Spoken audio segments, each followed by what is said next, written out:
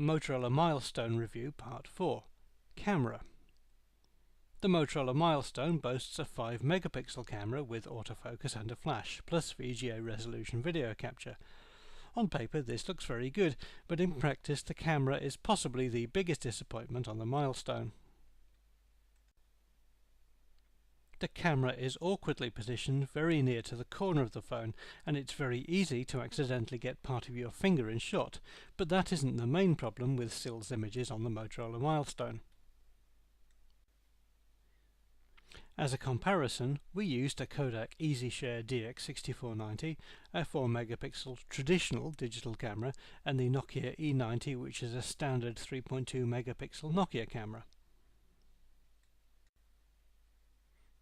Contrast and colour are certainly okay with the Milestone, but a close look at the details showed that the 5 megapixel camera isn't all it's cracked up to be.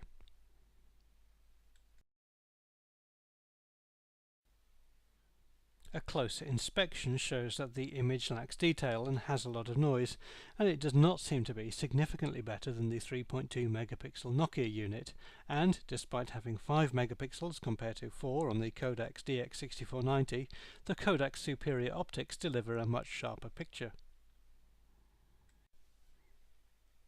Another set of comparison photos of a much closer object also show problems with crispness, although colour is still good.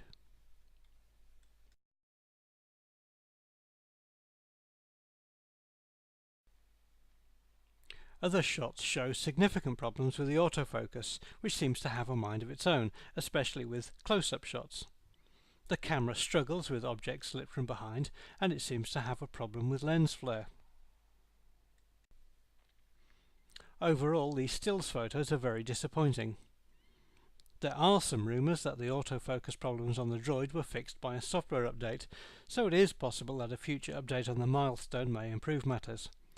However, the actual camera hardware doesn't seem to be up to much, which is a little bit surprising considering that one of Motorola's few recent successes was the camera on the Motorola Zine ZN5. There's a similar story with the Milestone's video capture. In theory it's capable of 720 by 480 pixels at 30 frames per second. In practice the images tend to look blocky if dealing with a lot of motion, and the quality is certainly not as good as we hoped.